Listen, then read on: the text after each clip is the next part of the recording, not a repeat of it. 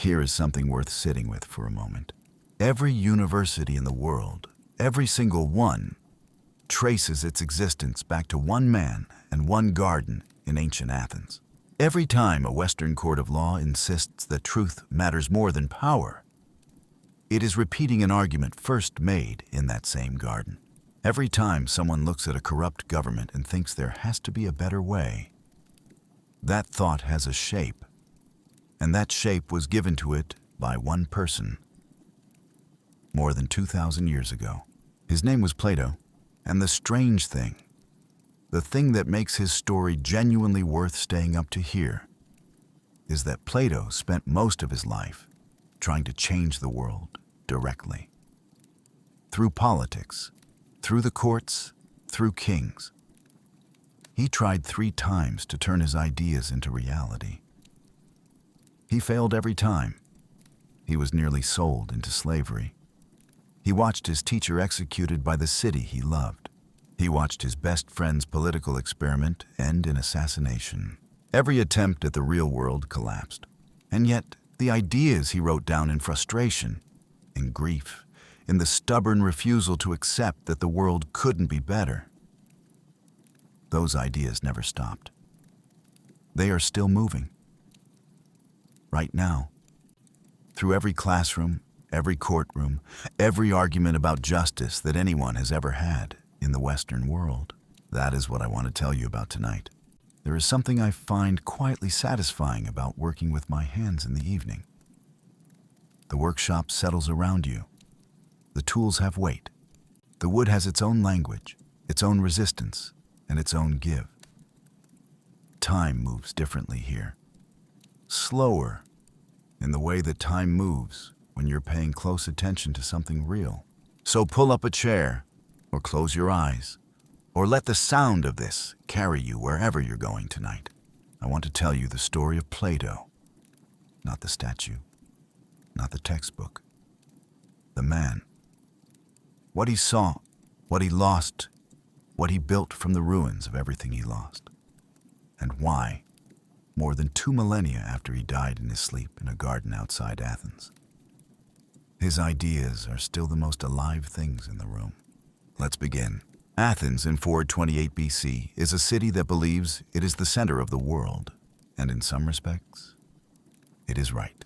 The Parthenon was completed just a few years ago, 432 BC, and it still gleams white and gold on the Acropolis above the city, so new that the paint on the sculptures hasn't fully faded. Tens of thousands of people live below it. Citizens, slaves, foreigners, merchants, sailors, craftsmen, philosophers, prostitutes, politicians.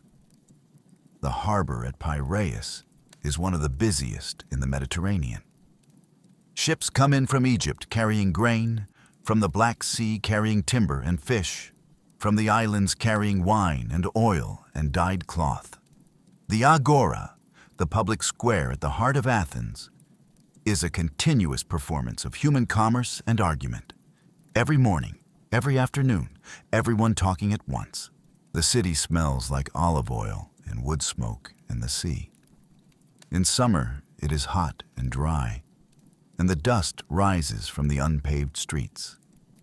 In winter, the rain turns those streets to mud. The temples are everywhere. Not as tourist attractions, but as working religious sites. Places where animals are actually slaughtered, where the smell of blood and burning fat drifts across the neighborhood, where ordinary Athenians conduct the daily business of staying on good terms with gods who are genuinely believed to exist and to care about what happens here. The Agora itself is worth imagining in more detail because it is the center of everything. It is not a tidy public square. It is a sprawling, noisy, organic space that has grown up over centuries, accumulating buildings and monuments and stalls and shrines the way a city naturally accumulates things. There are colonnaded porticos, the Stoa, where merchants display their goods and where, on hot days, people gather in the shade for conversation. There are administrative buildings, temples, a circular building where the city's council meets. There are bronze statues of heroes and politicians. There are men arguing about grain prices, and men arguing about the existence of the gods, and men offering to teach rhetoric for a fee, all within earshot of each other. One particular corner of the agora deserves mention. There is a place where the sophists work, men who offer to teach persuasion for money. Rhetoric, they say, the art of speech. For a fee, they will teach you to make any argument sound compelling, the weaker case sound stronger. They are controversial, these sophists. Many Athenians regard them as dangerous, selling a skill that could be used for anything, true or false. Others regard them as simply practical, providing a service that a city built on public debate obviously needs. Plato despises them. This is important. Much of his philosophical life is a sustained argument against the sophistic idea that persuasion is more important than truth.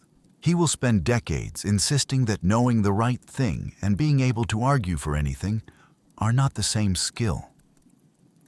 That a democracy run by clever persuaders rather than by people who actually know what they're doing is a democracy in the process of destroying itself. He has evidence for this view. He has lived through the Sicilian expedition. This is not peaceful. It has never been meant to be peaceful. Athens runs on argument. The Athenian way of doing everything, deciding policy, staging plays, presenting philosophical ideas, even conducting legal proceedings, involves public performance and open debate. The Peloponnesian War has been going for 3 years by the time Plato is born. Athens against Sparta. It will define the next generation, kill tens of thousands, and eventually break Athens in ways it never fully recovers from. But in 428, Athens is still confident, still powerful, still building. Plato's family matters enormously. His father's side traces its lineage back through the Athenian aristocracy to the legendary king Codrus. His mother, Perictione, is descended from Solon, the great Athenian lawgiver, whose name is still synonymous with wisdom in Athenian culture. His father, Aristotle, dies when Plato was young. The exact date uncertain, the silence in his writings about it probably reflecting grief. Perictione remarries a man named Pyrilamps, a close personal friend of Pericles. The household Plato grows up in is as close to the center of power as an Athenian household can get. He has brothers, Adimantus and Glaucon, who will appear decades later as the main interlocutors in the Republic, and a sister, Potone. He is not isolated. He grows up in a large, connected, politically engaged family, where dinner conversation probably ranges from Athenian military strategy to the latest philosophical dispute to the price of grain from the Black Sea. His name, at birth, is Aristocles. The name Plato comes later. His wrestling coach, apparently, who noticed his broad, powerful build. Platos means breadth in Greek. The nickname stuck so thoroughly that almost no one in antiquity remembers him as Aristocles. He is educated the way a young Athenian aristocrat is educated. Music, gymnastics, poetry, mathematics. He writes poetry himself, and some of it survives. Short, elegant epigrams that show genuine craft. He is being prepared, deliberately and obviously, for a political career. Everything about his family, his education, his connections points in that direction. And then the war keeps getting worse. The Peloponnesian War is a conflict between two fundamentally different ways of organizing human life. Athens is a democracy, imperfect, exclusionary by modern standards, but a genuine experiment in the idea that citizens should govern themselves. It is also an empire, and the contradiction between those two facts is one of the things that makes it so interesting and so unstable. Athens talks about freedom while extracting tribute from its allies by force. It celebrates the rule of law while executing people for saying the wrong things. Athens conducts war the way it conducts everything. Loudly, publicly, by vote. The assembly meets and argues about strategy. Generals are elected, not promoted by merit, from within a professional military. When a general loses a battle, he can be put on trial. This is democracy applied to military operations, and it produces some extraordinary victories and some spectacular disasters. Sparta is something else entirely. A militarized oligarchy built on the labor of an enslaved population so large that Spartan society is essentially organized around the single question of keeping them from revolting. Spartan boys are taken from their families at 7 and raised by the state. Spartan culture produces extraordinary soldiers and very little else. On land, Sparta wins. At sea, Athens wins. For the first 10 years of the war, neither side can finish the other. The first catastrophe comes early. The Great Plague sweeps through Athens in 430 and 429 BC, killing perhaps a quarter of the population and claiming Pericles himself. The city is crowded beyond its capacity because Pericles' strategy has been to evacuate the Athenian countryside and bring everyone inside the walls. People crammed together in those conditions without proper sanitation, with the Spartans burning their farms visible from the city walls. The plague tears through them. Thucydides describes the bodies piling up in the temples. He describes people throwing themselves into the water cisterns because the thirst was unbearable.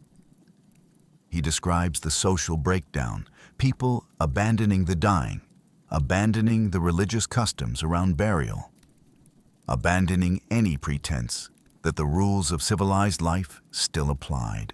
He describes what happens to human behavior when death seems random and inevitable, and the old rules offer no protection.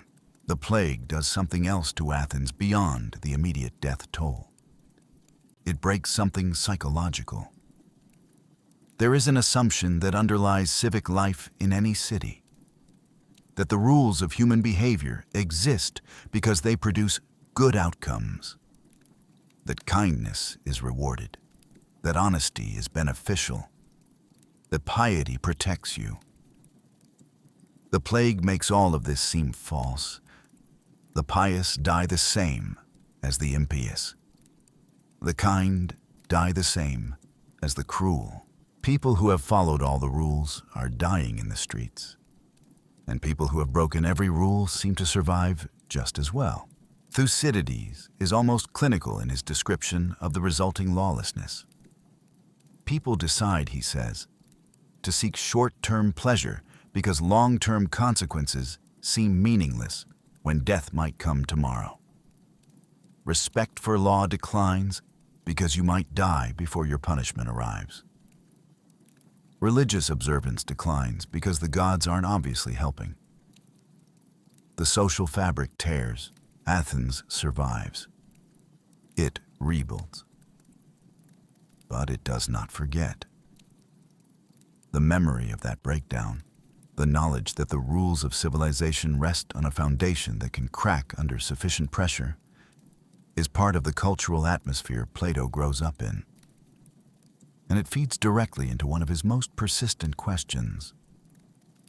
What makes a civilization stable? What are the foundations it actually rests on?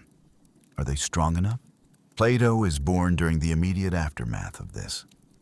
He grows up in a city that has been through something traumatic and knows it. Pericles dies in 429. Plato will never know an Athens with Pericles in it. What he inherits is the post-Periclean city, a city where stable long-term leadership has been replaced by a volatile democracy in which demagogues rise and fall, and the assembly makes decisions that brilliant people would immediately recognize as catastrophic. The man most associated with the Sicilian expedition, the person who pushed hardest for it in the assembly, who spoke with the kind of brilliance and charisma that makes audiences follow even when they should know better, is Alcibiades. He is one of the most remarkable and most disastrous people in Athenian history. Alcibiades is handsome. Extraordinarily, distractingly handsome. Ancient sources mention it repeatedly in a way that suggests it was something people couldn't stop noticing. He is also brilliant, politically gifted, militarily talented, and completely without principle when his own interests are at stake. He comes from one of the most prominent Athenian families. He has been, for years, one of Socrates' closest associates. He is also, apparently, one of the people Socrates genuinely loves. The symposium describes Alcibiades bursting into a dinner party drunk, pouring out his feelings about Socrates in a monologue that is both funny and devastating. None of this goodness rubbed off. Alcibiades persuades Athens to launch the Sicilian expedition. When it becomes clear he is going to be prosecuted for a religious scandal, he defects to Sparta. He gives Sparta strategic advice against Athens. He gets into trouble with the Spartans and defects to Persia. He eventually returns to Athens, where the desperate city welcomes him back because they need his military talent. He wins some victories, gets into more trouble, and eventually dies in exile. Murdered, apparently, by people hired by someone he had offended. The worst of these decisions is the Sicilian expedition of 415 BC. Plato is around 12 or 13. Athens decides, in the assembly, to send a massive military force to conquer Syracuse, the most powerful city in Sicily. Thucydides describes the Athenians voting for this expedition with an almost physical excitement, everyone wanting to go. The whole city infected with the desire for more. They send a fleet of 134 triremes and 27,000 soldiers and sailors. It is the largest military expedition Athens has ever launched. It is annihilated, nearly completely. The fleet is destroyed in the harbor at Syracuse. The land army retreats and is cut off and surrenders. The survivors are imprisoned in stone quarries where they die over months from exposure and disease. 7,000 soldiers. Athens loses the equivalent of an entire generation of men in a single catastrophic miscalculation. A teenager watching this happen cannot unsee it. He is watching a democracy collectively choose the wrong thing enthusiastically, despite the warnings of its wisest members, because the majority wants what it wants. It will become one of the central obsessions of his philosophical life. Who should make decisions, and how do you ensure the people making them actually know what they're doing? The war ends in 494 BC. Athens surrenders. The long walls connecting Athens to its port are torn down, Spartan flutes playing while Athenians cry, as one ancient source describes it. The empire is dismantled. The navy is reduced. A new government is imposed. 30 men, backed by Sparta, who will govern Athens in Sparta's interest. The 30 tyrants, 2 of them are Plato's relatives. Critias is Plato's mother's cousin, his uncle in the ancient reckoning. He is one of the most intelligent and most dangerous men in Athens. He is not a soldier. He is a poet, a playwright, a thinker. He has been a student, at least informally, of Socrates. He has read widely, written well, and thought carefully about politics. He has also been exiled twice from Athens, and the experience has done nothing to soften him.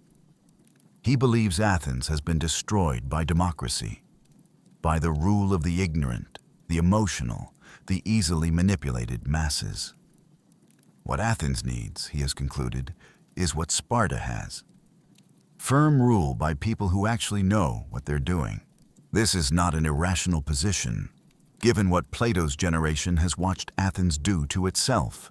The problem is what Critias does with it. The 30 rule for 8 months.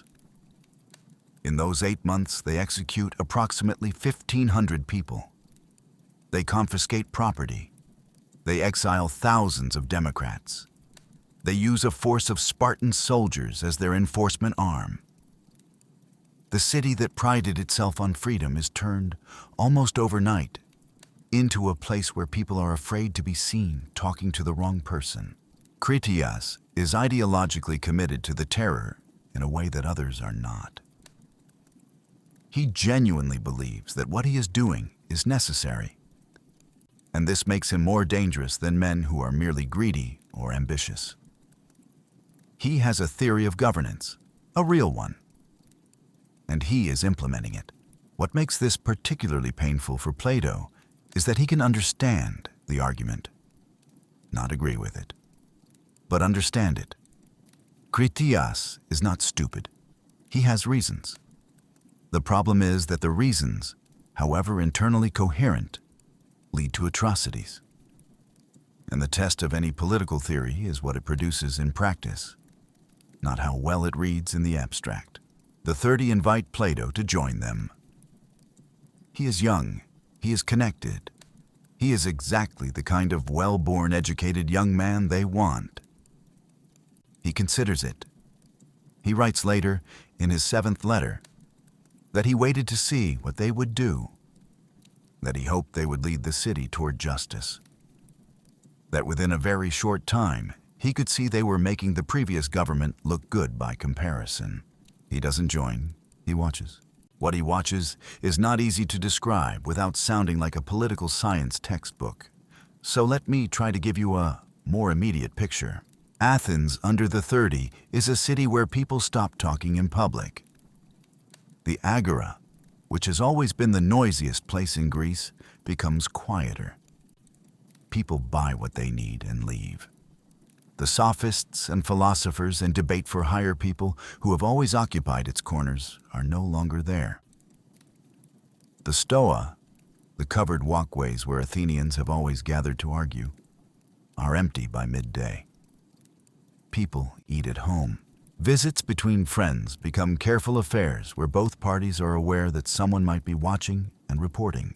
Metics, the foreigners who have lived and worked in Athens for generations, who have built businesses, raised families, become part of the city's fabric without ever being granted citizenship, are systematically targeted. They cannot participate in Athenian politics.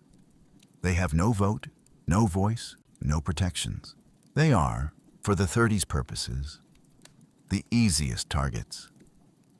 Wealthy enough to have property worth seizing, powerless enough to be unable to resist. 3,000 of them die. Their property is confiscated. One of Plato's relatives. The sources don't specify whether it is Critias or Charmides directly, is involved in the death of Leon of Salamis.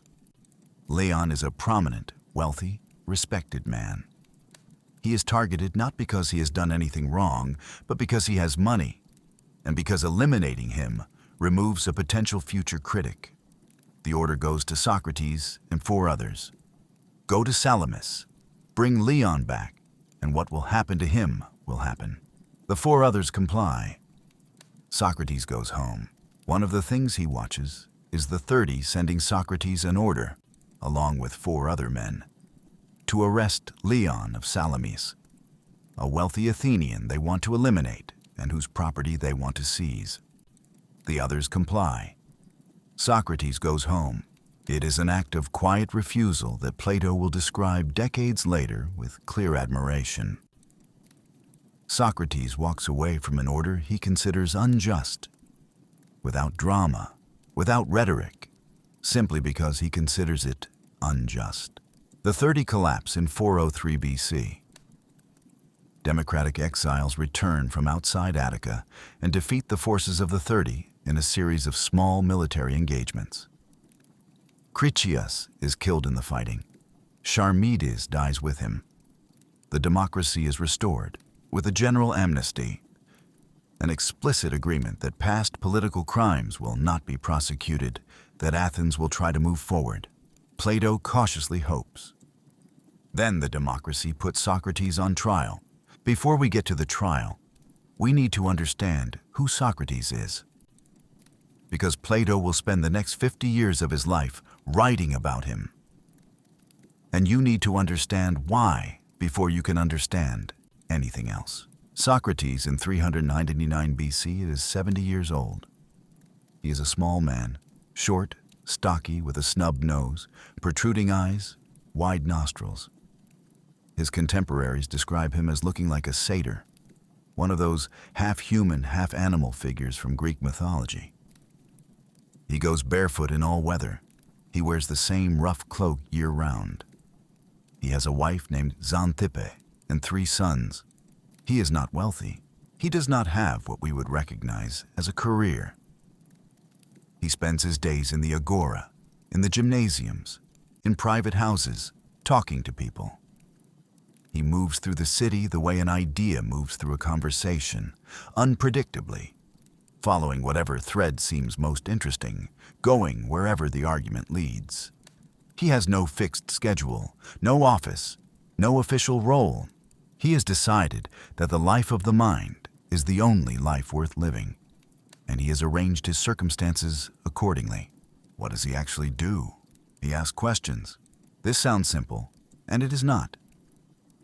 Socrates approaches people who believe they know something, politicians, generals, craftsmen, poets, and asks them to explain what they mean. What is courage? What is justice? What is piety? What is virtue? The people he approaches are usually confident they know the answers. Socrates listens carefully, and then asks the next question, and the next, and the next, until the person realizes that they don't actually know. They thought they knew. They had a set of assumptions, a conventional understanding that falls apart when examined carefully. This is the Socratic method, and it is infuriating. Not because he insults anyone, but because he demonstrates, patiently and methodically, that they don't know what they thought they knew. The politician shown not to understand justice. The general shown not to understand courage. The priest shown not to understand piety. These people go home humiliated, and they remember there is something else about Socrates that Plato finds in no one else: an absolute refusal to separate belief from action. Other people believe things and live differently. Socrates believes that the unexamined life is not worth living, and he actually examines his life, constantly, in public, in conversation, without pretense. He believes the soul is more important than the body, and he treats his body accordingly. Minimal concern for food, clothing, comfort, social status. He believes that doing wrong harms the doer more than the person wronged, and he acts on this, refusing to do wrong even when the consequences of refusal are severe. There is one more thing about Socrates that causes him trouble in Athens, and that Plato never quite explains away. His divine sign. Socrates occasionally refers to what he calls his daimonion, a small divine voice, or something like a voice, that sometimes warns him against certain actions. It never tells him what to do. It only tells him what not to do. Don't take this road. Don't make this speech. Don't do this thing you're about to do. This is, by any rational account, strange. A philosopher who insists above all else on rigorous argument and the rejection of unsupported claims also says he has a private divine signal that influences his decisions. His enemies at trial point to this as evidence of the charge of introducing new divine beings. His supporters struggle to explain it. Plato doesn't try to explain it exactly. He simply records it as a fact about Socrates. And Socrates himself, when asked about it, treats it as simply one more thing about himself that he doesn't fully understand. Something he has observed that seems to be real, that he can neither prove nor disprove. He is, in this way, more empirical about himself than one might expect. He doesn't claim to know more than he knows, even about his own inner life. He served in the military. He fought at Potidaea, at Delium, at Amphipolis, real battles where he proved himself physically brave. He is not a coward pretending to be a philosopher. He is a man who has chosen, at some point in his life, to pursue a different kind of courage. The courage to keep asking uncomfortable questions in a city that increasingly doesn't want to hear them. Plato meets him when Plato is around 20, and Socrates is in his early 60s. The meeting place is probably the agora or a gymnasium. Socrates is easy to find. He is always in public, always talking to someone. Plato approaches, or is brought by a friend, and the conversation begins. And something happens in that conversation that changes the direction of Plato's life. We don't know what Socrates said to Plato specifically. We know the general shape of the experience because Plato describes it indirectly through the dialogues, and because later sources report that after meeting Socrates, Plato burned the tragedies he had been writing. He was preparing for a career as a playwright, or at least he had been writing plays. He burns them. Whatever Socrates says to him on that first meeting convinces him that what he has been doing is worth abandoning. The circle of young men around Socrates is worth describing briefly. They are not all alike. Crito, who will offer Socrates the escape at the end, is older, wealthy, practical, loyal in the way of someone who has been devoted to another person for decades. Alcibiades, present in the symposium, arriving drunk, declaring his love for Socrates in language that is embarrassingly direct, is beautiful and reckless, and ultimately catastrophic. Phaedo, who will be present at the death and whose name the dialogue about it bears, is a young man who was once enslaved and whose freedom was purchased partly through Socrates' influence. The group includes aristocrats, foreigners, former slaves. This is not a homogeneous social circle. It is a gathering of people who have, for different reasons, found in Socrates something they couldn't find anywhere else. He burns his poetry. He abandons his plans for a political career. He abandons his plans for a political career. He attaches himself to Socrates and stays attached for roughly 8 years until the hemlock takes Socrates away. What does Plato see in this ugly, barefoot, poor old man? Someone who is not afraid of anything except being wrong. Someone who has decided, apparently without struggle, that truth matters more than comfort, more than reputation, more than survival. In a world of people who say one thing and do another, who subordinate conviction to interest, who perform virtue while pursuing advantage, Socrates is genuine. Plato is 20 years old when he understands this, and he never entirely recovers from it. The trial takes place in 399 BC. Athens is trying to move forward. The amnesty has officially buried the crimes of the recent past. The city wants to rebuild, re-establish itself, get back to normal. And Socrates, wandering around asking uncomfortable questions, is not compatible with normal. The charges: impiety, not believing in the gods the city believes in, and introducing new divine beings, and corrupting the youth of Athens. The year is 399 BC, 4 years after the democracy has been restored. Athens has been through the plague, the Sicily disaster, the Peloponnesian War, the reign of the 30 tyrants, and a democratic restoration that managed all of these things without a single trial for past crimes. The amnesty saw to that. The city is exhausted. It is trying to be normal again. But normal Athens and Socrates are incompatible. They have always been incompatible. For 30 years, Socrates has been moving through this city, asking questions that make people uncomfortable, demonstrating to important people that they don't know what they think they know, suggesting implicitly and sometimes explicitly that the conventional running of Athenian democracy, the assumption that whatever the assembly decides is therefore right, the assumption that anyone elected by the people must know what he's doing, is built on a foundation that can't withstand scrutiny. In quieter times, Athens tolerated this. The city had enough confidence in itself to absorb the irritation. But these are not quiet times. Athens has lost a war. It has been through a reign of terror. It has lost its empire. It is smaller and poorer and less certain of itself than it was when Plato was born. And Socrates is still wandering around, asking his questions, still suggesting that the real problem is not military or financial, but intellectual and moral, still implying that the city has been governing itself badly because it doesn't understand what governing well actually requires. The timing of the trial is not accidental. The charges? Impiety, not believing in the gods the city believes in, and introducing new divine beings, and corrupting the youth of Athens.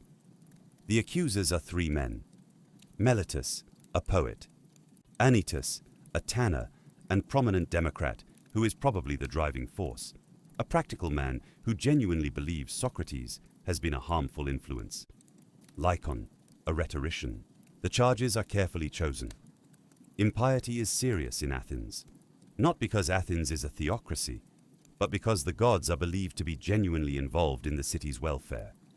If someone is impious, the gods might punish the city for tolerating him. And the charge of corrupting the youth isn't entirely without logic. Critias and Alcibiades, the most destructive figures of the recent catastrophe, were both associated with Socrates. Anytus can point to them. He can say, "Look what your philosopher's students did to us." The trial unfolds before a jury of 501 Athenian citizens, chosen by lot. 500 ordinary people deciding whether this 70-year-old philosopher lives or dies. Plato is there. He is in his late 20s. He watches everything. Socrates defends himself in his own voice, in his ordinary conversational manner. He doesn't hire a speechwriter, the normal thing to do, to have someone craft a persuasive performance. He simply talks, and what he says is essentially what he has always said. I have been trying to improve you. I have been a gadfly on the back of this city, waking it up, irritating it into thought. If you kill me, you'll regret it. You won't find another one like me. He does not apologize. He does not beg. He refuses to bring in his weeping family to appeal to the jurors' emotions. He finds that contemptible. He will not perform grief to save his life. The jury convicts. 280 to 221. Under Athenian procedure, the penalty is then determined in a second vote. The prosecution proposes one penalty, the defense proposes another, the jury picks one. Meletus proposes death. Socrates is supposed to propose something less. Exile, a substantial fine, something that gives the jury a comfortable middle option. He proposes free meals at public expense for the rest of his life, the kind of honor given to Olympic champions. The jury votes for death, by a larger margin than the conviction. Plato is present for all of it. At one point, he stands up to offer to pay a fine on Socrates' behalf. He is mentioned by name among those willing to vouch for the payment. It doesn't matter. The execution is delayed 30 days because of a religious festival. Socrates spends a month in prison. His friend Crito comes with an escape plan. Guards bribed, a boat waiting in Piraeus. Socrates refuses. His argument is precise. He has lived his whole life in Athens, benefited from Athenian laws, been formed by Athenian culture. To break those laws now, simply because they are being applied against him unjustly, would be a contradiction. The city has been his parent, his teacher, the source of everything that has made him who he is. On the final day, described in Plato's Phaedo with extraordinary care, Socrates talks with his friends about the soul and what happens after death. The dialogue in the Phaedo is extraordinary precisely because of its emotional texture. These are real people in real grief, some of them weeping, some struggling to control themselves. And Socrates is the one comforting them. He is the one who is about to die, and he is the one telling them not to despair. He goes through several arguments for the immortality of the soul, and each one is careful and rigorous, and each one leaves the friends somewhat reassured, but still afraid. And he knows they are afraid. He talks to them the way you talk to children who are frightened of the dark, gently, patiently, not dismissing the fear, but trying to move them through it. At one point, one of the friends, Phaedo himself, who will write this account, is sitting next to Socrates on the prison bench, and Socrates is running his hand through Phaedo's hair, the way you might comfort someone you love. This is the man about to drink the hemlock, comforting the people who will survive him. Crito, the practical friend, asks a question that would occur to anyone. After you're gone, Socrates, where shall we bury you? Socrates says lightly, wherever you like, if you can catch me. He means it. He has been explaining for hours that what they will bury is not Socrates. Socrates will have left. He is calm. He seems almost curious about the experience he is about to have. He drinks the hemlock when it is brought to him, walks around until his legs grow heavy, lies down, and dies. Plato is not present. He tells us in the Phaedo that he was sick. Perhaps. Perhaps it was grief made physical. Perhaps he simply couldn't watch. He leaves Athens shortly after. He is 28 years old. He won't return for 12 years. The Athens he leaves behind is a city in the process of deliberately forgetting. The amnesty means no one is going to be called to account. No one is going to explain. The city has decided that moving forward requires not looking back. Plato cannot do that. He is not constitutionally capable of it. He has just watched the truth, in the form of a man asking real questions, be killed by a city that found the questions inconvenient. So he leaves. And in the leaving, in 12 years of wandering and studying and thinking, he becomes the philosopher who will spend the rest of his life trying to answer the question that Socrates never stopped asking. How should we live? He goes first to Megara, a city about 20 miles west of Athens, where a philosopher named Euclides has gathered Socrates' followers. Euclides is working on combining Socratic philosophy with the ideas of Parmenides, the ancient thinker who argued that true reality is one, unchanging, and that the multiplicity and change we perceive is somehow illusory. This idea will matter to Plato, then Egypt, probably. If he went, and the evidence is suggestive but not certain, what he would have found is a civilization of staggering antiquity. Egypt in the 4th century BC is under Persian control and has been for about 2 centuries, though it will regain its independence shortly after Plato's time and then be conquered again by Alexander. But the basic structures of Egyptian civilization, the temples, the priesthood, the accumulated knowledge, have been continuous for 3,000 years. 3,000 years. When Plato arrives in Egypt, the pyramids of Giza are already 2,000 years old, older than the Trojan War, older than anything in Greek tradition. Standing in the shadow of those structures must do something to the mind, must make the short span of a human life, or even the short span of Greek civilization, feel like a brief flicker in a much longer story.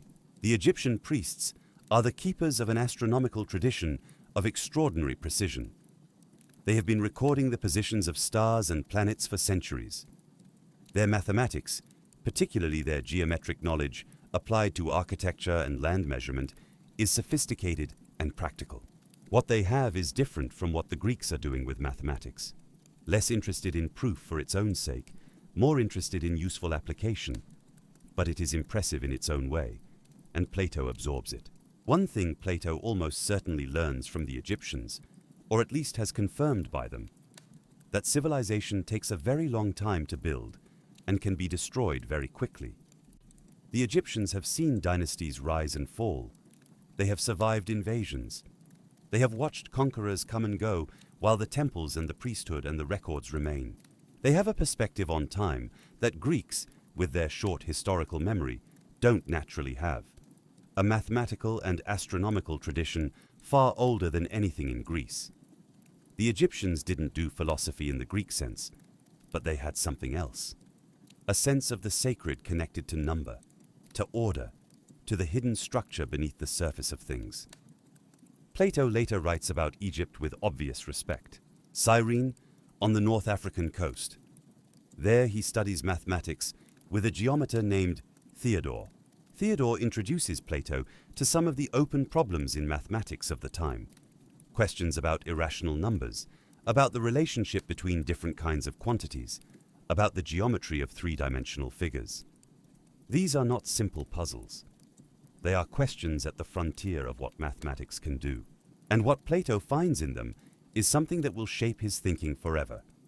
The combination of absolute certainty and genuine mystery. A mathematical proof, when you have found it, is not tentative. It is not probably right or likely true. It is certain.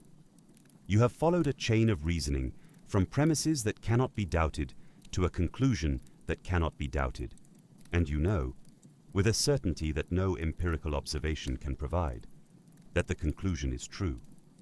This is a remarkable experience.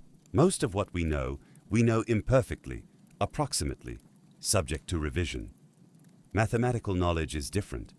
It is complete, and yet the frontier of mathematics is full of mystery. There are questions that nobody can answer yet.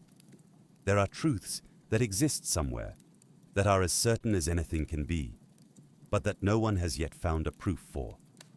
The combination of certainty and mystery is intoxicating. It produces, in people susceptible to it, a particular kind of intellectual passion, the conviction that there is a reality more real than the one you can touch, that reasoning can reach it, and that reaching it is the most important thing a mind can do. Cyrene, on the North African coast. There he studies mathematics with a geometer named Theodore. This matters. Plato comes to believe, through these years of study, that mathematics is not just a useful tool for counting and measuring, but a window into the nature of reality. A mathematical truth that the sum of a triangle's interior angles always equals 180 degrees is not contingent. It doesn't depend on any particular triangle. It is true in all possible worlds, eternally and necessarily. If there is such a thing as eternal truth, mathematics is the clearest example of it. And then southern Italy. The Greek-speaking colonies the Greeks call Magna Graecia, home to the Pythagoreans. This community traces its origins to Pythagoras himself, who founded what was essentially a religious sect organized around the conviction that mathematics is the language of ultimate reality. Numbers are not just tools. They are the deep structure of existence. The cosmos is organized mathematically. Music is mathematical. The soul is mathematical. The harmony of the spheres. The music made by the planets as they move in their orbits is real. Though most people can't hear it, the Pythagoreans live together, eat together according to strict rules. They share their mathematical discoveries within the community. They regard the life of mathematical contemplation as the highest form of human existence. A bios, a complete way of life. They believe the soul, by engaging with eternal mathematical truths, participates in eternity itself. One story from the Pythagorean tradition is worth pausing on. Pythagoras himself is said to have remembered his previous lives, to have known, through some direct experience or memory, that he had lived before as a warrior, as a fisherman, as various other people. This is not presented as a mystical claim beyond verification. It is presented as the kind of thing a properly educated person, who has spent years purifying and developing the mind, might come to know. Reincarnation, for the Pythagoreans, is not a religious article of faith so much as a philosophical hypothesis with supporting experience. Plato is skeptical of many things. He is not apparently skeptical of this. The myths he constructs in several of his dialogues, the myth of air at the end of the Republic, the accounts of the soul's journey after death in the Phaedo, draw heavily on Pythagorean imagery. Souls choosing their next lives, souls being judged, souls purified by philosophy ascending toward the light, souls unpurified by philosophy returning to earthly bodies of diminishing quality. This is a framework, not a doctrine. Plato presents these myths as likely stories, not as established truths. But the framework shapes the way he thinks about education. If the soul is on a long journey across many lives, then what you learn in this life is not just useful for this life. It is preparation for what comes next. Philosophy is not just good for your career. It is good for your eternity. Their belief in the soul's immortality shapes Plato permanently. So does the idea that philosophy is not a hobby or an intellectual game, but a way of actually living, structured around the conviction that certain things matter more than others. Socrates said it. The Pythagoreans lived it. Plato will spend 40 years of the academy trying to teach it. There is also, during these years, the first stirring of what will become the theory of forms. The idea that every property things possess in the physical world is a reflection of an eternal, perfect original elsewhere. Think about a circle. You've seen many circles, coins, wheels, the full moon. None of them are perfect circles. They deviate from true circularity in small ways. But when a geometer proves theorems about the circle, what is he reasoning about? Not any of those imperfect physical circles. The perfect circle, the thing that all physical circles approximate. That thing exists with complete certainty in mathematics, even though no physical example of it exists. Plato's move is to generalize. If it's true for circles, why not for beauty? Why not for justice? Perhaps everything in the physical world that possesses a quality, beauty, justice, equality, possesses it by participating in a perfect, eternal original. The form of beauty, the form of justice. And philosophy is the discipline of turning the mind's eye toward those forms, of moving from the shadows toward the light. This is abstract, but it is also close to ordinary experience. Everyone who has felt that a beautiful thing was pointing beyond itself, that it was a reflection of something greater, something they couldn't quite name, is having a Platonic experience. Plato's contribution is to give that experience philosophical structure, and then he gets on a ship and sails to Syracuse. He is 40 years old. He's been away from Athens for 12 years. He has spent those years grieving and thinking and learning. And somewhere in that process, he has become someone with a vision. Not just a philosophical position, but an actual plan. An idea of what he wants to build when he gets back. The academy is already taking shape in his mind. The dialogues are probably already being written, or at least planned. He knows what he's going to do with the second half of his life. But first, he is going to make a mistake. The journey from southern Italy to Syracuse takes a few days. The coast of Sicily rises gradually from the horizon, and the city announces itself from offshore by its size, its harbor, the white stone of its buildings catching the afternoon light. It is the most powerful Greek city in the Western Mediterranean. It is also, at this moment, under the complete control of a tyrant named Dionysius III. Dionysius is not what anyone would call a philosopher. He is a military genius, a political survivor, a man from modest origins who clawed his way to absolute power through military talent and ruthlessness. He has a court, educated men, poets, artists, intellectuals. He writes tragedies himself, with mixed results. He wants to be taken seriously as a cultured ruler, not just a warlord. At his court, Plato meets the man who will become the most important relationship of his adult life outside of Socrates, Dion. Dion is the brother-in-law of Dionysius. He has married the tyrant's sister. He is young, probably in his mid-20s, intelligent, serious, and immediately fascinated by Plato. Dion has been living at the center of naked power his whole life. watching politics work as it actually works. Through force, manipulation, fear, and the constant management of who trusts whom. He has seen the worst of it. And then Plato arrives and starts talking about what it would mean for a city to actually pursue justice. And something in Dion responds with his whole being. There is a physical description of Dion in the ancient sources worth mentioning. He is tall. He carries himself with a kind of natural authority that doesn't need to be asserted. The authority that comes from someone who has decided, clearly and finally, what he believes in, and who is not anxious about whether other people agree.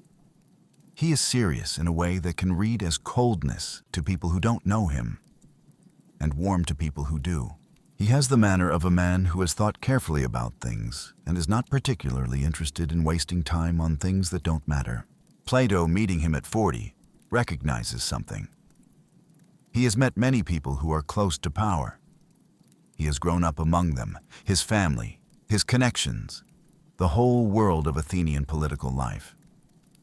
Most of them are interested in power because of what it can get them. Dion is interested in power because of what it could do.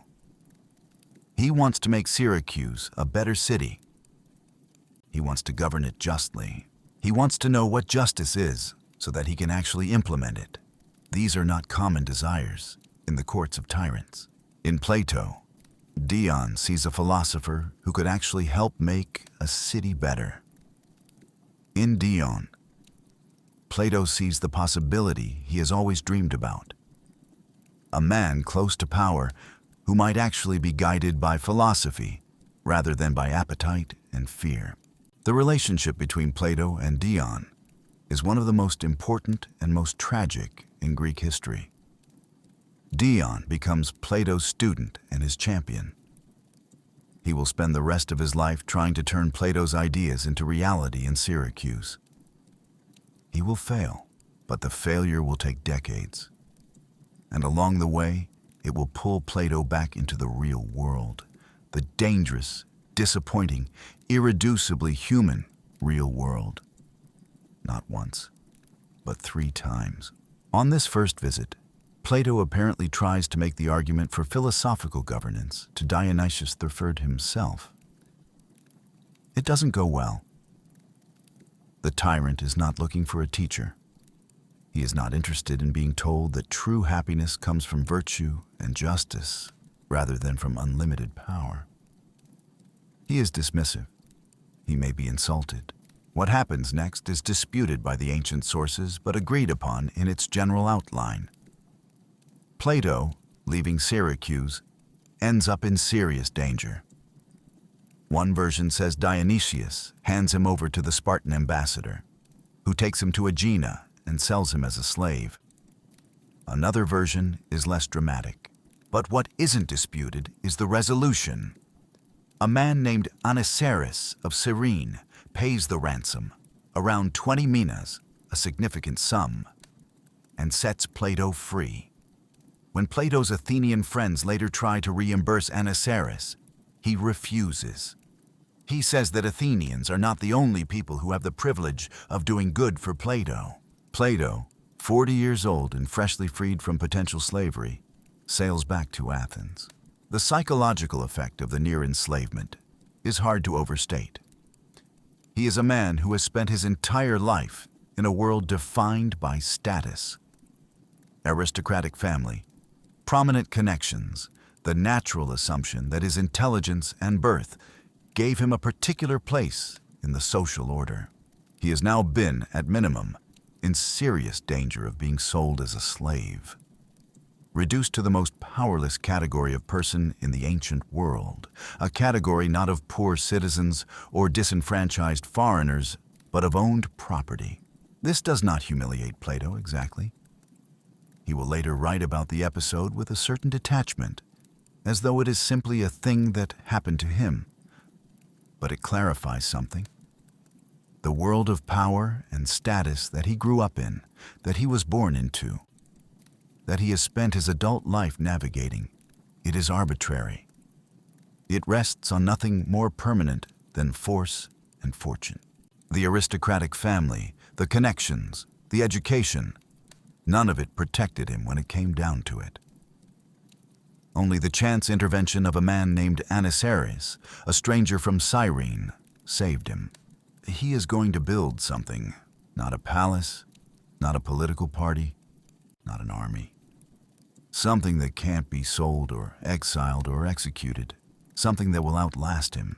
He has spent 12 years watching the real world destroy the things it doesn't understand. He has watched Athens kill Socrates, watched Syracuse turn away from wisdom as though it were an insult, watched the most intelligent man he has ever known die because a democratic jury found his questions inconvenient. He cannot change any of that now, but he can create a place where the questions continue to be asked, where the thinking doesn't stop, where the next generation might be better prepared to carry it forward than this one was. He buys land. The land he buys is just outside the northwest walls of Athens, about a mile from the city gate. It is near a grove of olive trees sacred to a hero named Academus, an obscure figure of Athenian mythology, whose main historical significance turns out to be that his name attaches itself to this place, and through this place, to every institution of higher learning that will ever exist. Plato founds the Academy around 387 BC. He is 40 years old. What is it exactly? Not a university in the modern sense. There is no formal curriculum, no degrees. It is closer to a philosophical community. People gather, live nearby, eat together, argue together, work through problems together. There are gardens, covered walkways for conversation when it rains, an open space for athletics. Above the entrance, according to ancient tradition, there is an inscription. Let no one who has not learned geometry enter here. There is a story that a would-be student once came to the academy and announced that he wanted to learn philosophy, that he had traveled a great distance for the purpose, and that he knew no mathematics whatsoever. The story has him being turned away at the gate. Whether the story is true or not, it reflects something real about the Academy's culture. Plato believes that certain kinds of thinking have to come before philosophy is possible. You have to have already trained your mind to follow a long chain of reasoning without losing the thread. You have to have experienced the specific discipline of mathematical proof, the way you start with self-evident truths and reason to inescapable conclusions, without taking shortcuts, without appealing to authority, without being satisfied with approximate answers. If you haven't done that, you don't yet know what rigorous thinking feels like, and you are likely to mistake persuasive rhetoric for genuine argument. This is also, implicitly, an argument against the sophists. The sophists can teach you to be persuasive without knowing the truth. Plato is trying to teach something harder, how to find the truth, and how to know when you found it, and how to build arguments that rest on something more solid than the audience's willingness to be convinced. This is not arbitrary. Geometry, the kind of rigorous proof where you start with self-evident truths and reason to inescapable conclusions, is for Plato the model of what real knowledge looks like. This is what education should produce. People who can reason carefully from true premises to true conclusions, rather than people who believe what they've been told because someone told them to believe it. The Academy quickly attracts talent. Eudoxus of Cnidus, one of the greatest mathematicians of antiquity, is either a member or closely associated with it. The mathematical work done there in its early decades is among the most important in the ancient world. There are also women. Ancient sources mention Axiothea of Phlius and Lasthenia of Mantinea. One source says Axiothea wore men's clothing to avoid drawing attention to herself. The fact that they were there at all suggests something genuinely unusual about the Academy's conception of who deserves education. What does a day at the Academy actually look like? The ancient sources are fragmentary on this, but certain things are clear. The day begins early, as days begin in Mediterranean climates in general, before the heat. There is physical exercise in the open space, because Plato, trained as a wrestler and convinced by the Athenian tradition that the body and the mind develop together, maintains the Athenian commitment to physical education alongside intellectual education. Then there are the conversations. Not formal lectures in the modern sense, a professor at a podium with students taking notes. Something more fluid. A question raised, followed by responses, followed by further questions, followed by a gradually deepening engagement with whatever issue is on the table. Plato almost certainly leads some of these. But the culture of the academy is one of genuine argument, not received doctrine. Students are expected to engage, to push back, to find the weaknesses in arguments and point them out. The meals are communal. Plato almost certainly continues the Pythagorean practice of shared meals as part of the philosophical life. The table as an extension of the seminar. One ancient source describes a dinner at the academy where the conversation was so interesting that someone arrived early for the next day's discussion, too engaged to leave at a reasonable hour, still at the table when morning came. Another source describes a visiting dignitary from a foreign city who expected the dinner conversation to be about philosophy and was surprised to find it was about mathematics, specifically about a geometrical problem that no one at the table had yet solved. The visitor is described as confused and somewhat bored. The academy people are described as barely noticing him. This is probably more revealing than the source intended. The academy is not a salon. It is not primarily a social institution. It is a place where people go to think about hard problems, and the thinking doesn't stop for dinner or for distinguished visitors or for the time of day. The community that forms there is a community defined by a shared obsession.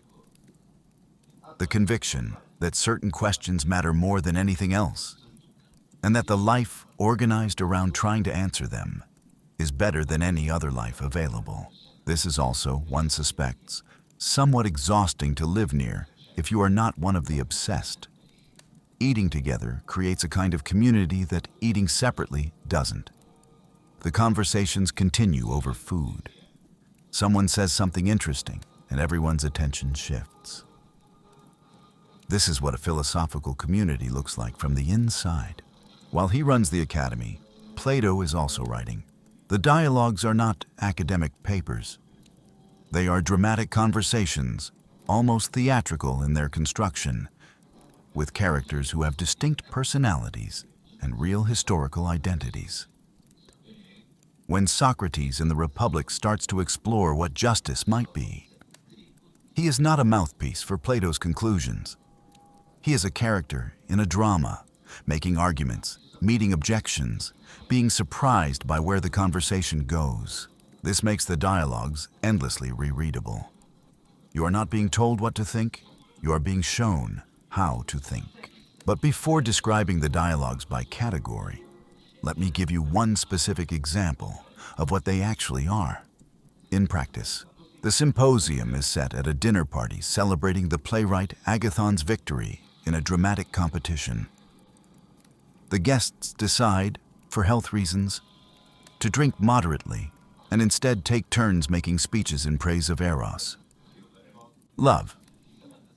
Each speech is different in style and content, reflecting the character of the speaker. Phaedrus gives a traditional speech about love as an ancient god who inspires bravery. Aristophanes, the great comic playwright, gives a myth.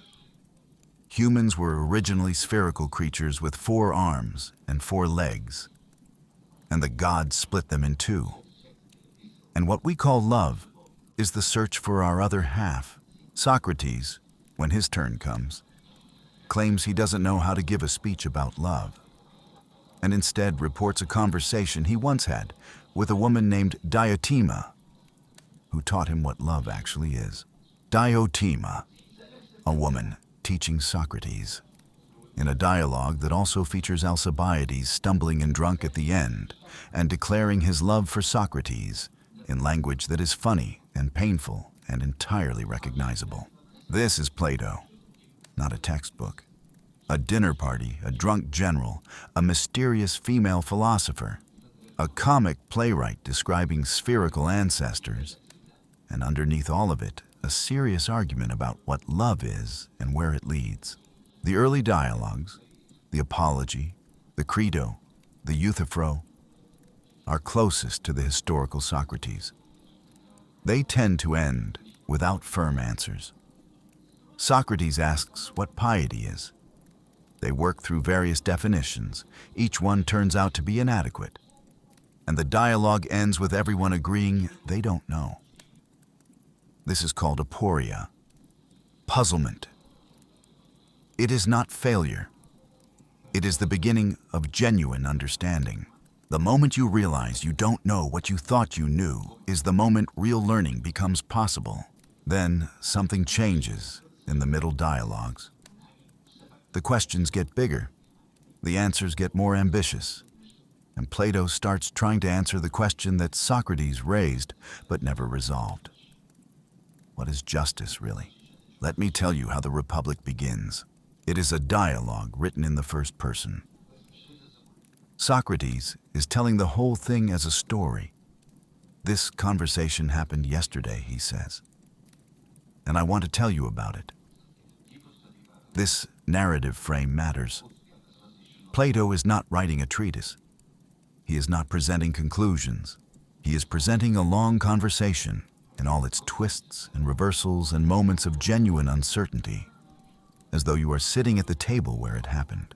The physical production of these dialogues, the writing, the revision, the copying, is itself worth thinking about. Plato writes on wax tablets, probably, making preliminary notes. He revises. He produces what will eventually be copied onto papyrus scrolls. A scroll of the Republic would have been very long. The text fills 3 modern volumes. It would have been expensive to produce and cumbersome to read.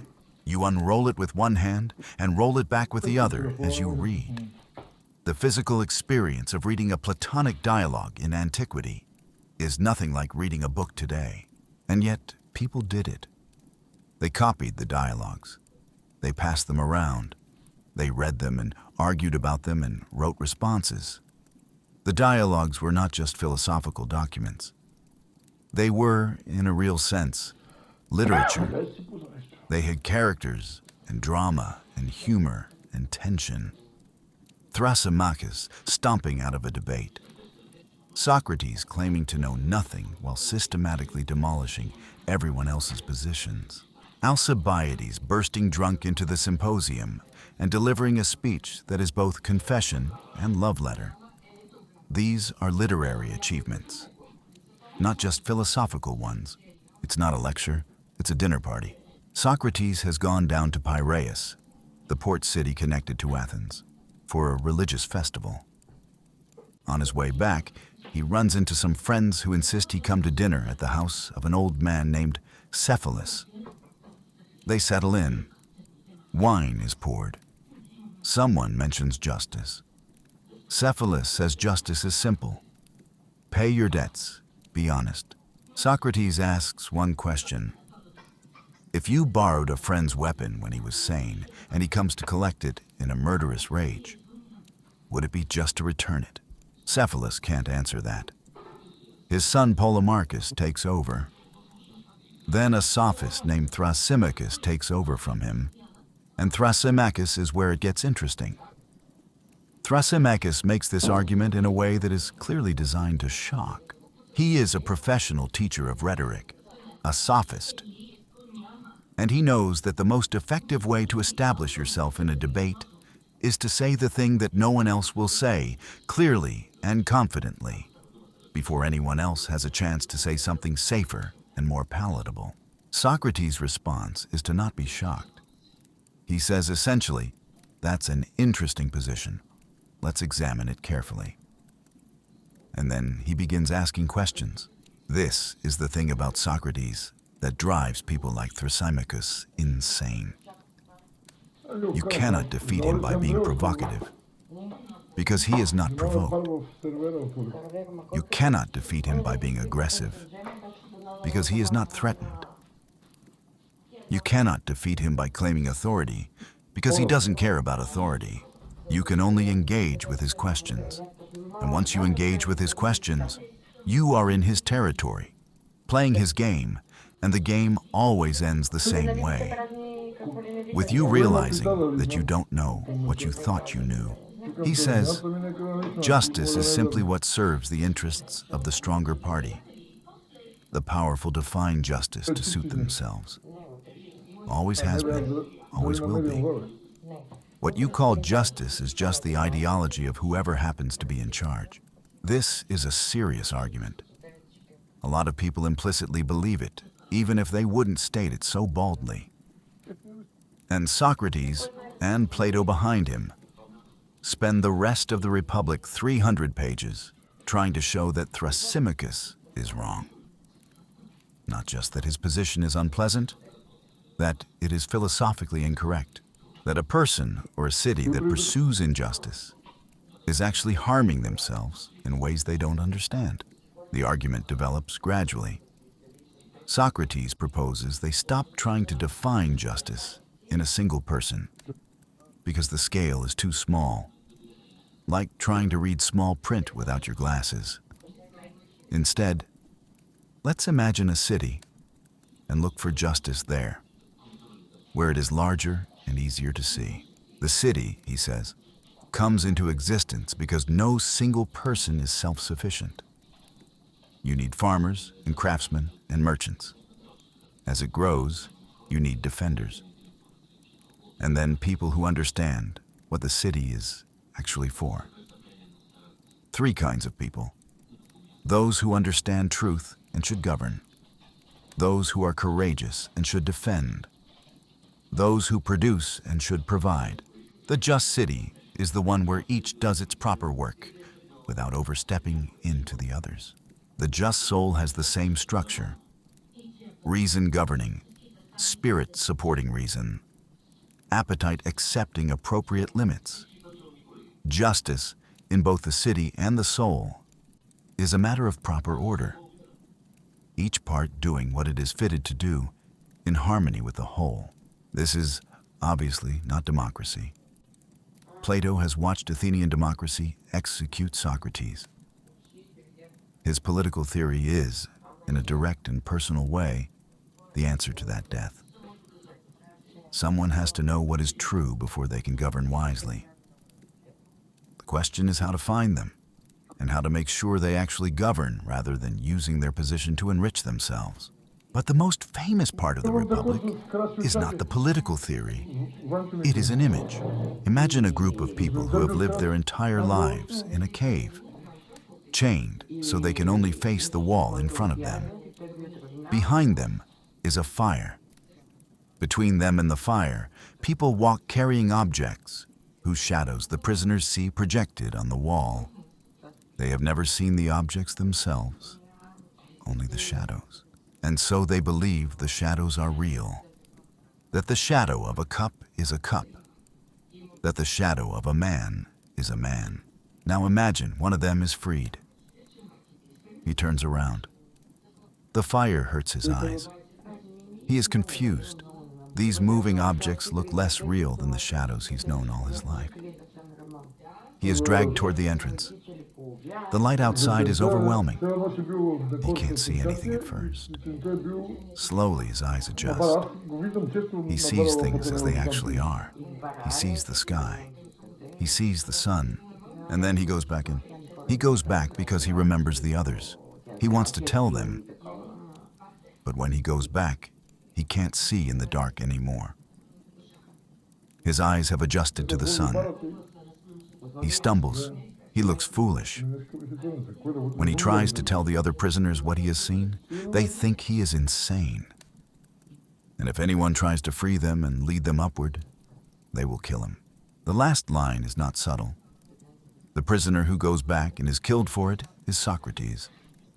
The cave is Athens.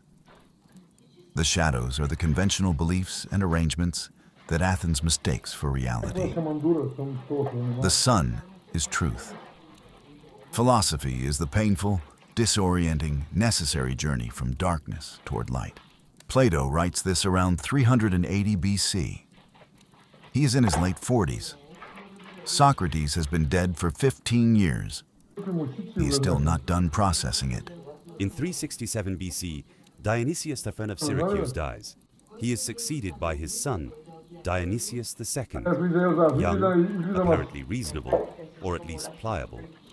And Dion, who has remained in Syracuse all these years, still studying Plato's philosophy through letters and texts, still managing somehow to stay alive and prominent at the Syracusan court, writes to Plato. Now, Dion says, this is the moment. The new ruler is young and undecided. He could be educated. He could become the philosopher king. You should come. Plato is 60 years old. He knows it's probably a bad idea. He says so later in the 7th letter. He writes that he was afraid he might become disgusted with himself for being a man of mere words, who would never willingly take up any action. He goes. The journey takes him away from everything he has built at the academy, from the students gathered there, from Aristotle, who is 17 and newly arrived, from the life of philosophical community he has created over 20 years. He boards a ship in Piraeus, sails past the islands, passes through the straits between Italy and Sicily, and arrives in the court of a young tyrant who wants to be seen as a philosopher without the inconvenience of actually becoming one. What he finds is not what he hoped for. Dionysius II is not stupid. He is also not serious. He wants the prestige of being seen to study philosophy without doing the actual work. When Plato starts him on mathematics, geometry, the foundation Plato believes all real understanding rests on, Dionysius is impatient. He wants conclusions without method. He wants to be told what wisdom is, not shown how to find it. This is, for Plato, the problem in compact form. The philosopher king of the Republic is not someone who has been told the right answers.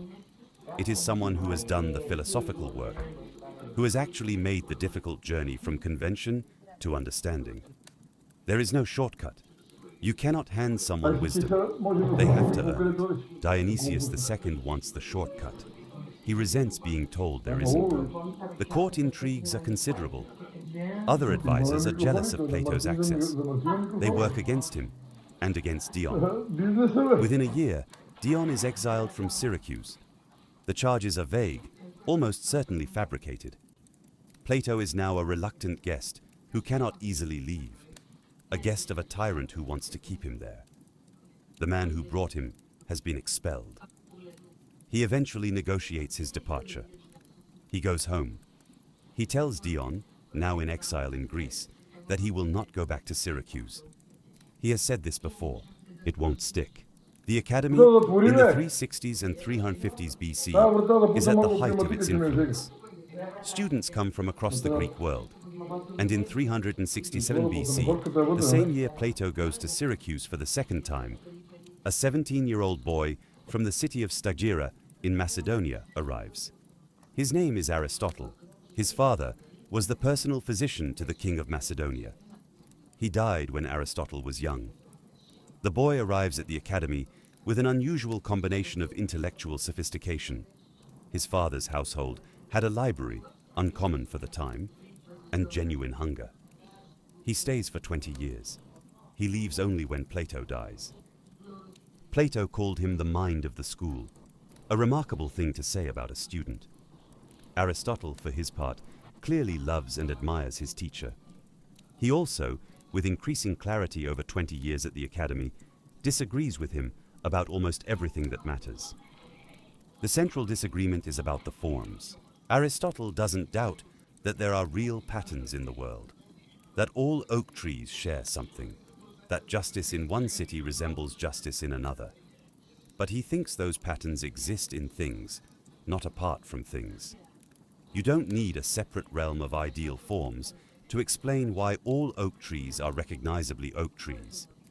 The form of an oak tree is present in each actual oak tree. Reality is here, in the physical world, not somewhere else in some ideal realm, accessible only through pure reason.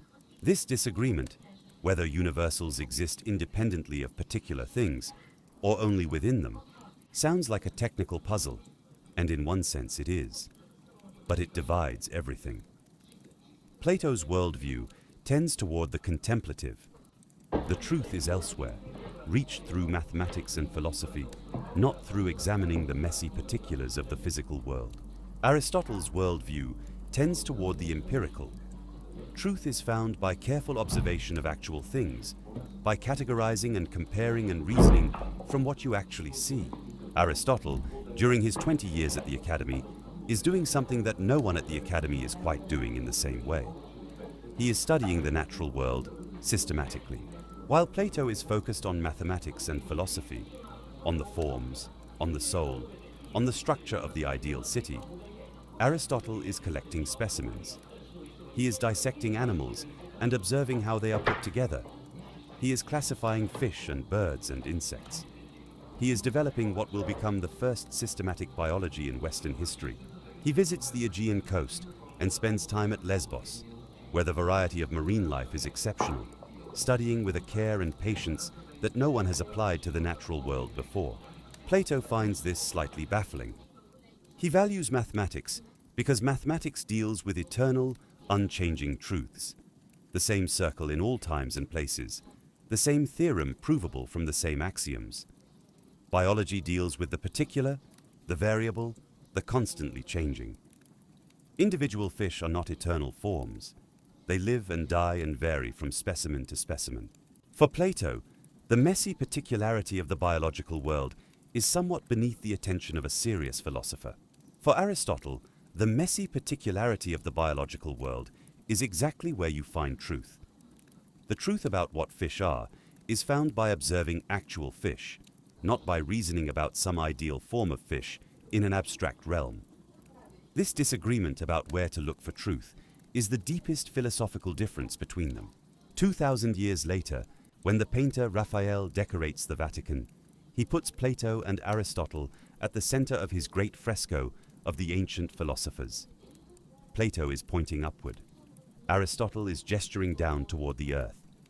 Raphael understood the division perfectly. He also understood that both men were necessary, that the argument between them is not one that either side wins, but one that keeps philosophy alive. What Plato makes of his brilliant, disagreeable student is hard to know precisely. He is said to have called him a foal that kicks its mother. There is both affection and exasperation in that description. The way you describe someone who challenges you in ways you appreciate, even as they exhaust you. There is a scene, probably apocryphal, but emotionally plausible, in which a student at the Academy, one of the younger ones, not Aristotle, asks Plato directly, "Do you still believe in the forms? After all these years, after all the objections, after the Parmenides?" The answer Plato is imagined to give is something like, "I don't know how not to. When I look at beautiful things and feel that they are pointing towards something, when I reason about mathematical objects and feel that I am touching something real, I cannot find a way to make that feeling go away by producing philosophical objections to it. The objections are real. The feeling is also real. I'm still trying to understand the relationship between them." This is probably not exactly what he said, but it captures something true about the late Plato. A man who has been thinking about the same problems for 40 years and has not solved them, and who continues to think about them anyway, not because he is stubborn, but because the problems themselves have not become less real. Plato is also, during these years, becoming more willing to question himself. The later dialogues, the Parmenides, the Theaetetus, the Sophist, are less confident than the middle dialogues. In the Parmenides, Plato essentially puts the theory of forms through a series of devastating objections he raises himself against his own most famous idea. A philosopher in his 60s, subjecting his greatest contribution to the kind of scrutiny that might destroy it. He doesn't abandon the forms, but the willingness to question them rigorously more interested in truth than in defending his own positions, is perhaps the most Socratic thing about him. In 361 BC, Dion persuades Plato to return to Syracuse one final time. He is 67 years old. The argument Dion makes is that Dionysius II has genuinely changed, has been reading philosophy, is now ready for a real education. Plato suspects this is nonsense. He writes later that he doubted the story, but he also writes that he couldn't bear the thought of being a man of mere words who would never test his beliefs against the world. He goes, "It takes courage to do this," or something like stubbornness, or perhaps something in between. The conviction that your beliefs mean nothing if you won't test them, combined with the awareness that you are probably walking into a trap. The trip from Greece to Syracuse, by sea, around the Peloponnese, across the Ionian Sea, along the southern coast of Italy, then the short crossing to Sicily, takes about 2 weeks in good weather and longer in bad. Plato is 67, traveling with a small entourage, heading to the court of a young ruler who has shown, on their previous meeting, no genuine interest in being educated. It is worse than before. Dionysius II quickly reveals that his philosophical interest is still a pose. He wants Plato as a trophy, proof to the world that the ruler of Syracuse is the kind of sophisticated, elevated person who studies with the most famous philosopher in the world. Actually, being changed by philosophy is not on offer. The situation deteriorates. Dionysius confiscates the income from Dion's estates. Plato objects. What happens next gives us a clearer picture of what Dionysius II is actually like beneath the philosophical posturing. He doesn't argue with Plato. He doesn't engage with the philosophical question of whether confiscating your guest's friend's property is the kind of thing a just ruler does. He simply dismisses the objection. You are here as my guest, the implication is. Your opinions are welcome to remain your opinions. There is a point. Plato describes it in the 7th letter with a kind of restrained precision that makes it more frightening, not less, where it becomes clear that he cannot simply announce he is leaving and expect to be allowed to leave. He is in the palace, or near it, under the protection and also the control of a tyrant whose moods are unpredictable. The mercenaries who form Dionysius's guard are not philosophers. They are soldiers for hire. Plato is 67 years old, in a foreign court, with enemies who would be perfectly happy to see him unable to leave, and with a patron who is becoming increasingly resentful of him.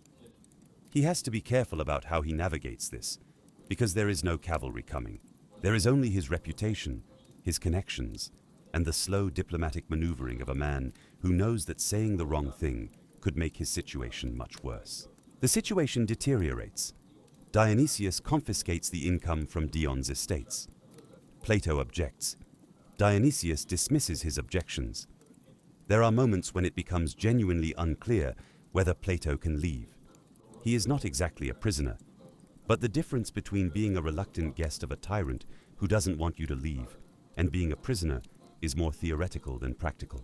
His safety depends partly on a man named Archytas of Tarentum, a Pythagorean philosopher who is also the most politically powerful man in his city, a man who has served as general of Tarentum 7 times and never lost a battle. The closest thing in the real world to Plato's philosopher king. When Plato's situation becomes dangerous, Archytas sends a ship and a diplomatic request that Dionysius release him. Plato leaves Syracuse for the last time. He visits Dion in exile at Olympia. They make plans. He returns to Athens and never leaves again. In 357 BC, Dion assembles a force of mercenaries and sails to Sicily. He takes Syracuse with surprising ease. Dionysius II flees. For a brief, extraordinary moment, it seems like it might actually work.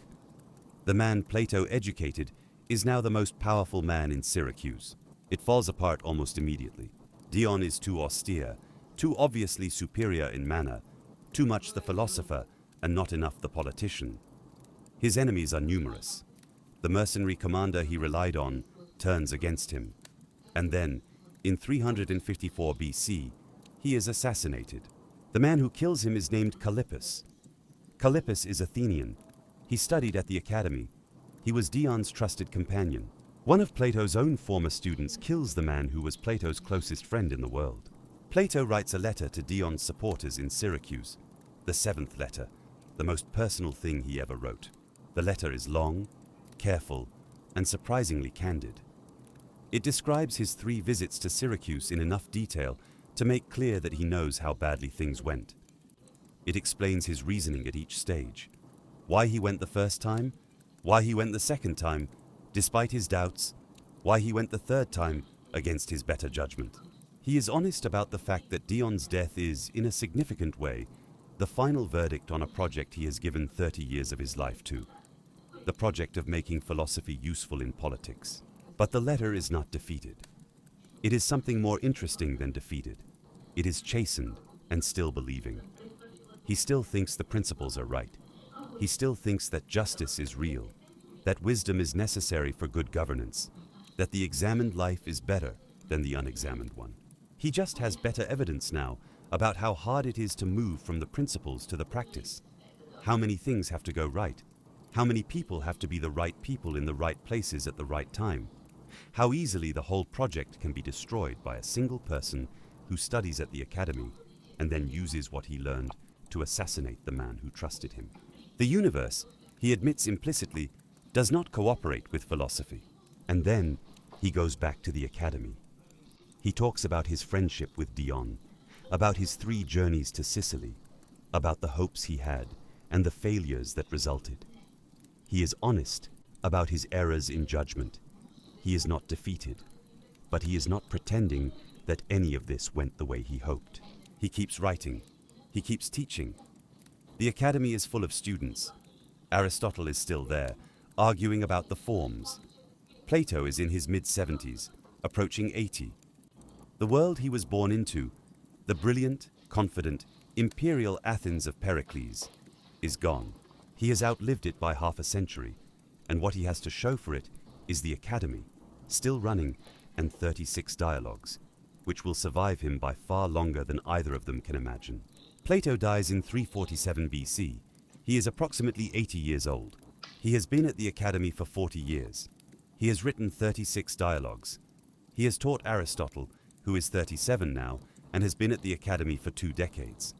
He has taught Speusippus, who will succeed him. He has taught dozens of others, whose names we know only from lists, and hundreds whose names we don't know at all. He has watched Athens change completely from the city he was born in.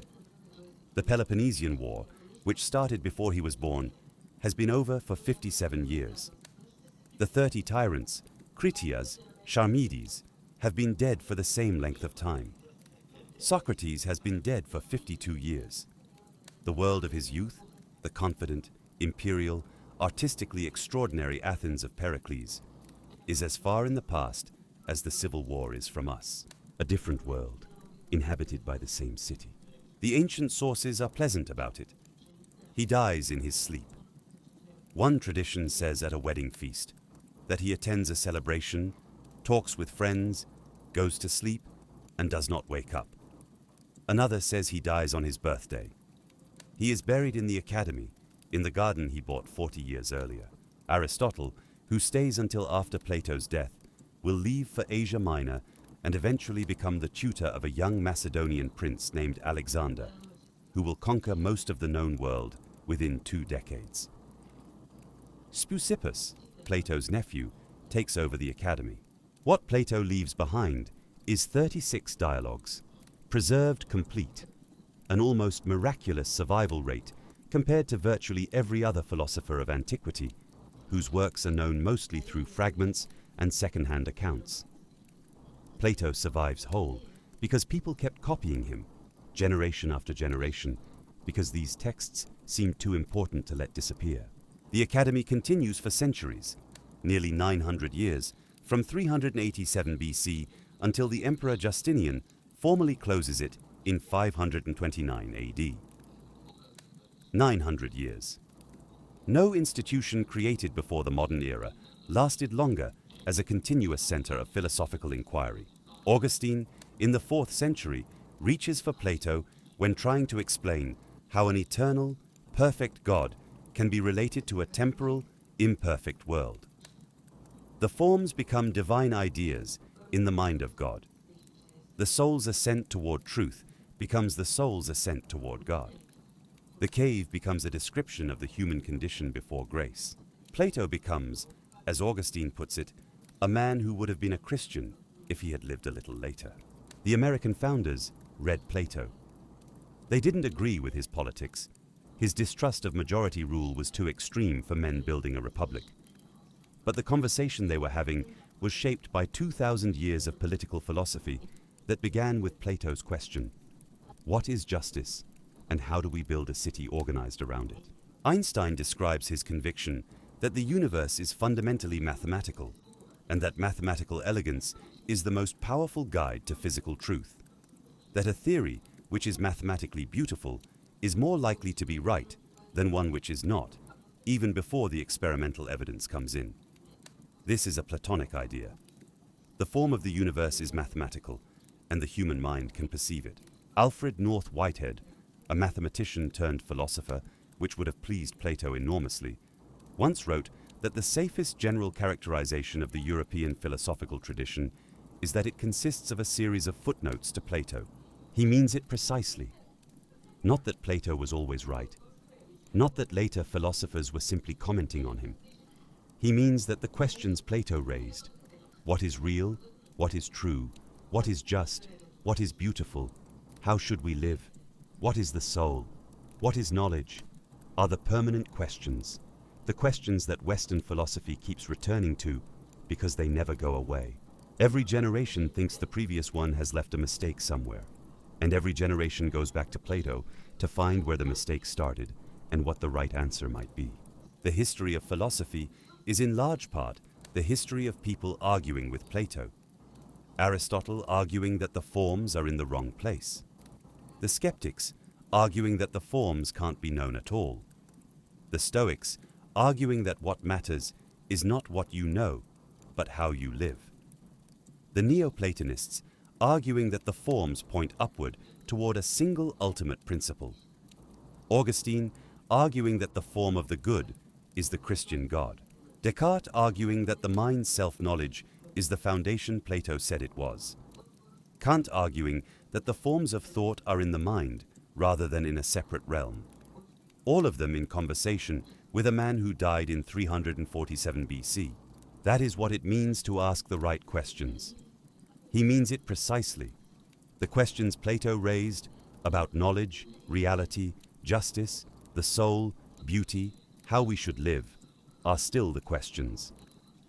Every subsequent philosopher has been, in some sense, working on Plato's problems, even when arguing against Plato's answers. There is a moment in the cave allegory I keep coming back to. The prisoner who has made it out of the cave, who has seen the sun, who knows the difference between shadows and reality, he goes back. Not because anyone makes him. He goes back because he feels an obligation to the people still chained to the wall. He will not be thanked for it. He will stumble in the dark. He might be killed. He goes back anyway. Plato tried 3 times to turn his ideas into reality. 3 times he sailed to Syracuse. 3 times it failed.